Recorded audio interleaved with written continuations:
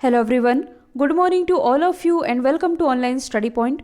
दोस्तों, आज है 21 दिसंबर और आज के इस वीडियो में हम 21 दिसंबर से रिलेटेड करंट अफेयर के सभी इंपॉर्टेंट क्वेश्चन को कवर करने वाले हैं। तो यदि आप लोगों को इस वीडियो की पीडीएफ चाहिए तो आप हमारे इस मोबाइल एप्लीकेशन को भी इंस्टॉल कर सकते हैं, जिसमें आप लोगों को डेली क्विज, फ्री पीडीएफ और प्रतिदिन के करंट अफेयर का ऑडियो भी मिल सकेगा। तो चलिए स्टार्ट करते हैं। हमारा पहला क्वेश्चन, हाल ही में किस राज्य में देश का पहला मेगा लेदर पार्क बनाया जाएगा? तो ये बनाया जाएगा उत्तर प्रदेश में। और उत्तर प्रदेश में भी कहाँ? उत्तर प्रदेश के कानपुर के रमईपुर गांव में लगभग 5,850 करोड़ रुपए की लागत से ये भारत का पहला मेगा लेदर पार्क बनाया जाएगा, जिसके माध्यम से लगभग 50,000 लोगों को प्रत्यक्ष और अप्रत्यक्ष रूप से रोजगार मिल सकेगा। और इसी के साथ जो उत्तर प्रदेश है, ये लेदर पार्क स्थापित करने वाला पहला राज्य बन जाएगा। तो सबसे पहले आप मैप में देख सकते हैं उत्तर प्रदेश की लोकेशन। इसकी राजधानी है लखनऊ। लखनऊ ये किस नदी के किनारे बसी हुई है? गोमती नदी के किनारे। और ये रक्षा मंत्री राजनाथ सिंह जी का निर्वाचन क्षेत्र है। मुख्यमंत्री हैं योगी आदित्यनाथ। राज्यपाल हैं आनंदीबेन पटेल। सर्वाधिक लोकसभा सीटें उत्तर प्रदेश से ही आती, जबकि राज्यसभा सीटों की संख्या है कुल 31।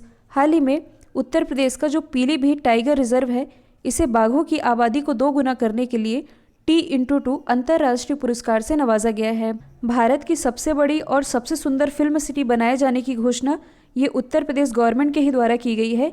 इसके अलावा हाल ही में प्राइम मिनिस्टर नरेंद्र मोदी जी के द्वारा वीडियो कॉन्फ्रेंसिंग के माध्यम से आगरा मेट्रो रेल परियोजना का भी शिलान्यास किया गया है। और इसी आगरा में जो केथम झील है, जिसे कि सुर सरोवर झील भी कहा जाता है, इसे भारत के रामसर स्थलों की लिस्ट में ऐड किया गया है। अब देखिए, इस क्वेश्चन में बात की जा रही है भारत के पहले पार्क की। तो यहाँ पर आप पार्क को हाईलाइट करिए और बाकी ऑप्शन को रिलेट कीजिए जो कि करंट से ही रिलेटेड है। तो देखिए, उत्तर प्रदेश में तो भारत का पहला मेगा लेदर पार्क बनाया जा रहा है। यदि हम बात करें पश्चिम बंगाल की, तो पश्चिम बंगाल में भारत का पहला टायर पार्क बनाया जा रहा है। यदि हम बात करें गुजरात की, तो गुजरात के महिसागर जिले में भारत का पहला डायनासोर पार्क ये स्थापित किया गया है। यदि हम बात करें उत्तराखंड की, तो उत्तराखंड के पिथौरागढ़ जिले में भारत का पहला लाइकेन पार्क स्थापित किया गया है। तो ये सभी आप कनेक्ट करके याद रख सकते हैं।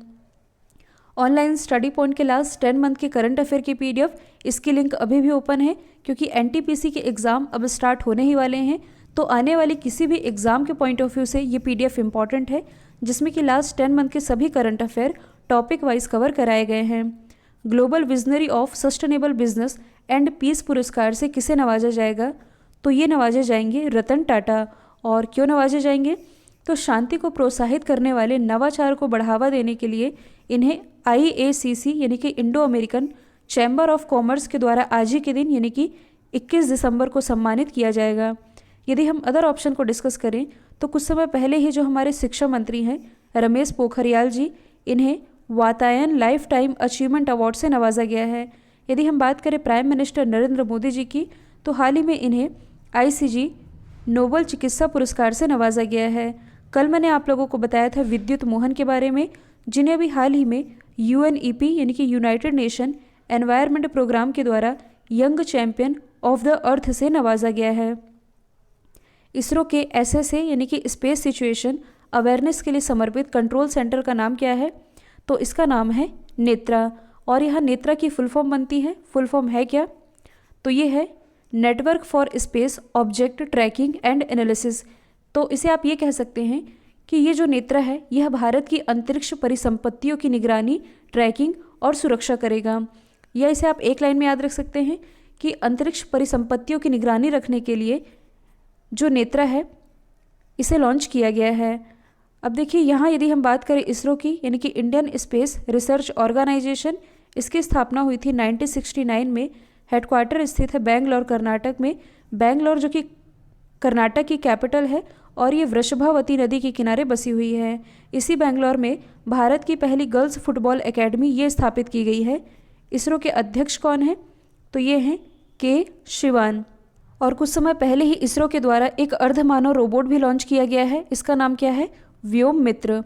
अब देखिए, ऑप्शन मैंने कुछ ऐसे सेट किए हैं जिससे कि आप कुछ ना कुछ रिलेट कर सकते हैं।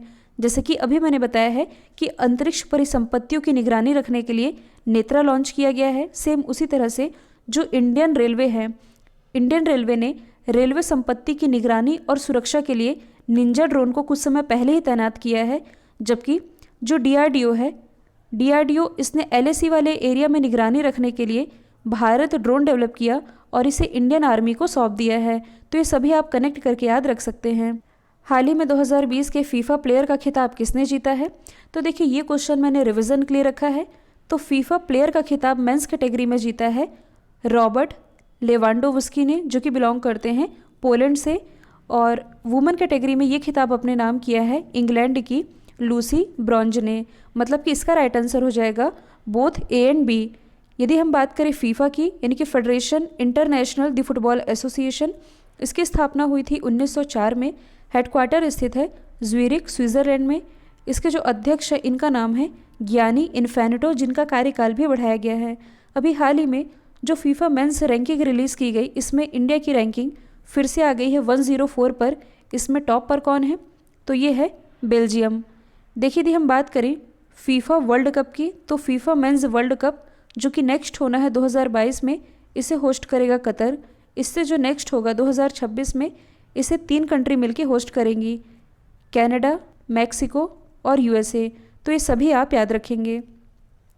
हाल ही में आईटीबीपी के अतिरिक्त महानिदेशक कौन बने हैं? तो ये भी हाल ही में बन गए हैं मनोज सिंह रावत, जो कि 1986 बैच के आईटीबीपी कैडर के अधिकारी हैं। तो सबसे पहले यदि हम बात करें इंडो तिब्बतन बॉर्डर पुलिस की, तो इसकी स्थापना हुई थी 24 अक्टूबर 1962 में। हेडक्वार्टर स्थित है नई दिल्ली में और इसी के अतिरिक्त महानिदेशक ये बनाए गए हैं मनोज सिंह रावत। और देखिए कुछ समय पहले ही जो इसके महानिदेशक थे एसएस देसवाल जी, इनकी नियुक्ति एनएसजी यानी कि इन्हें नेशनल सिक्योरिटी गार्ड का एडिशनल चार्ज कुछ समय पहले ही दिया गया था। यदि हम बात करें एपी माहेश्वरी यानी कि आनंद प्रकाश माहेश्वरी, तो ये किसके डायरेक्टर जनरल हैं? सीआरपीएफ यानी कि सेंट्रल रिजर्व पुलिस फोर्स, इसके डायरेक्टर जनरल हैं आनंद प्रकाश माहेश्वरी। जबकि हाल ही में जो राकेश अस्थाना हैं, ये एनसीबी यानी कि नारकोटिक्स कंट्रोल ब्यूरो के डायरेक्टर जनरल बनाए गए हैं। देखिए इंडेक्स से रिलेटेड कुछ इंपॉर्टेंट क्वेश्चन है जिसका वीडियो बनाया गया है और इसकी लिंक डिस्क्रिप्शन बॉक्स में दी हुई है। आईसीसी महिला विश्व कप 2022 की मेज़बानी कौन सा देश करेगा? तो देखिए अभी तक मैं आप लोगों को बताते आ रही थी कि वुमेन वर्ल्ड कप ये 2021 में होना था, लेकिन ये जो आईसीसी वुमेन वर्ल्ड कप होगा ये होगा 2022 में और इसे होस्ट करेगा न्यूजीलैंड। तो सबसे पहले आप मैप में देख सकते हैं न्यूजीलैंड की लोकेशन। कैपिटल है वेलिंगटन, करेंसी है डॉलर, प्राइम मिनिस्टर दोबारा से बनाई गई हैं जेसिका अर्डन। साथ ही भारतीय मूल की जो प्रियंका राधाकृष्णन है, ये ब्रिटेन कैबिनेट में शामिल होने वाली पहली भारतीय बन गई हैं। और यदि आप करंट से रिलेट करेंगे तो 2 दिन पहले ही नहीं, मैंने कल ही आप लोगों को बताया था कि हाल ही में जो ह्यूमन फ्रीडम इंडेक्स रिलीज़ किया गया है, इसमें जो न्यूजीलैंड है ये टॉप पर है। अपने देश भारत की रैंकिंग ये है 111वीं। यहाँ मेज़बान देश की बात की जा रही है, तो देखिए आईसीसी वुमेन वर्ल्ड कप इसे होस्ट करेगा न्यूजीलैंड, जबकि मेंस वर्ल्ड कप जो कि होना है 2023 में, इसे अपना देश भारत होस्ट करेगा। कुछ दिन पहले मैंने आप लोगों को बताया था जो श्रीलंका है ये एशिया कप 2021 की मेज़बानी करेगा, जबकि जो क्रोएशिया है ये यूरोपीय कराटा चैंपियनशिप 2021 की मेज़बानी करेगा। तो ये सभी आप याद रखेंगे। हाल ही में आयुष मंत्रालय ने उत्तराखंड के किस जिले में 200 आयुष स्वास्थ्य और कल्याण केंद्रों को मंजूरी दी है? तो देखिए स्वास्थ्य प्रणाली को मजबूत बनाने के लिए आयुष मंत्रालय ने 200 आयुष स्वास्थ्य और कल्याण केंद्रों को मंजूरी दी गई है उत्तराखंड के अल्मोड़ा जिले में। तो सबसे पहले हम जानेंगे आयुष के बारे में। इसकी फुल फॉर्म बनती है आयुर्वेदा, योगा एंड नेचुरोपैथी, यूनानी, सिंध एंड होम्योपैथी। और आयुष मंत्री प्रेजेंट टाइम में कौन है? ये हैं श्रीपद यस्सो नायक और इनकी कॉन्स्टिट्यूंसी है नॉर्थ गोवा। अब देखिए ऑप्शन में आपको जितने भी नाम लिखे दिख रहे हैं ये सभी उत्तराखंड से रिलेटेड है जो कि चर्चे में रहे हैं। सबसे पहले यदि हम बात करें पिथौरागढ़ की, तो क्वेश्चन नंबर 1 में ही मैंने आप लोगों को बताया है कि भारत का पहला लाइकन पार्क ये पिथौरागढ़ में स्थापित किया गया है, जबकि उत्तराखंड के नैनीताल में भारत का पहला मास गार्डन यानी कि काई पार्क स्थापित किया गया है। यदि हम बात करें देहरादून की, तो कुछ दिन पहले ही देहरादून में 9वें सस्टेनेबल माउंटेन्स डेवलपमेंट समिट यानी कि 9वें सतत पर्वत विकास शिखर सम्मेलन का आयोजन किया गया था। हाल ही में रॉयल बंगाल टाइगर को किस देश में समुद्र तट से 9,165 मीटर की ऊंचाई पर देखा गया है? तो इसे देखा गया है नेपाल में। यदि हम बात करें रॉयल बंगाल टाइगर की, जो कि भारत का राष्ट्रीय पशु है, इसे पैंथेरा टिग्रिस भी कहते हैं क्योंकि एग्ज़ाम में पूछा भी जाता है। तो इसका यहाँ पाए जाना ये एक दुर्लभ और असामान्य घटना है, इस कारण ये न्यूज़ चर्चे में आई है। तो ये समुद्र तट से 3,165 मीटर की ऊंचाई पर देखा गया है। कहाँ देखा गया है? नेपाल में। तो सबसे पहले आप मैप में देख सकते हैं नेपाल की लोकेशन। इसकी कैपिटल है काठमांडू। इसी काठमांडू में हेडक्वार्टर स्थित है सार्क का। प्रेसिडेंट कौन है? तो ये हैं विद्या देवी भंडारी। प्राइम मिनिस्टर हैं केपी शर्मा ओली। भारत और नेपाल के बीच एक एक्सरसाइज होती है जिसका नाम है सूर्य किरण। यदि आप करंट से रिलेट करेंगे तो हाल ही में नेपाल और चाइना के द्वारा एक सर्वे किया गया था जिसके अनुसार नेपाल में स्थित जो माउंट एवरेस्ट है, हालांकि माउंट एवरेस्ट को नेपाल में सागर माथा कहा जाता है, तो इसकी ऊंचाई अभी हाल ही में किए गए सर्वे के अनुसार 0.86 मीटर बढ़ गई है। मतलब कि अब माउंट एवरेस्ट की ऊंचाई ये हो गई है 8,848.86 मीटर। यदि हम बात करें माउंट एवरेस्ट की, तो माउंट एवरेस्ट पर चढ़ाई करने वाली पहली भारतीय महिला ये है बछेंद्री पाल। पहली दिव्यांग महिला यदि पूछा जाए तो ये है अरुणिमा सिन्हा। एक कॉमन क्वेश्चन है जो कि एग्ज़ाम में सबसे ज़्यादा बार पूछा जाता है। यदि आपसे पूछा जाए कि माउंट एवरेस्ट पर सर्वाधिक बार चढ़ाई करने वाले व्यक्ति कौन है, तो ये हैं कामी शेरपा, जो कि बिलोंग करते हैं नेपाल से ही। इन्होंने माउंट एवरेस्ट पर अब तक 24 बार चढ़ाई की है। हाल ही में किस देश को अगले 2 साल या अगले 2 ओलंपिक के लिए किसी भी वर्ल्ड चैंपियनशिप में अपने नाम, अपने ध्वज और अपने राष्ट्रगान का उपयोग करने से प्रतिबंधित किया गया है? तो इसे बैन किया गया है, मतलब कि रशिया को बैन कर दिया गया है। जो CAS है, यानी कि court of arbitration for sports, इसने अगले 2 ओलंपिक में रशिया को अपने नाम, ध्वज और राष्ट्रगान का उपयोग करने से बैन कर दिया है। और क्यों किया है? तो देखिए 2019 में जो रशिया है, इसने वाडा को दिए जाने वाले टेस्ट में छेड़छाड़ की थी।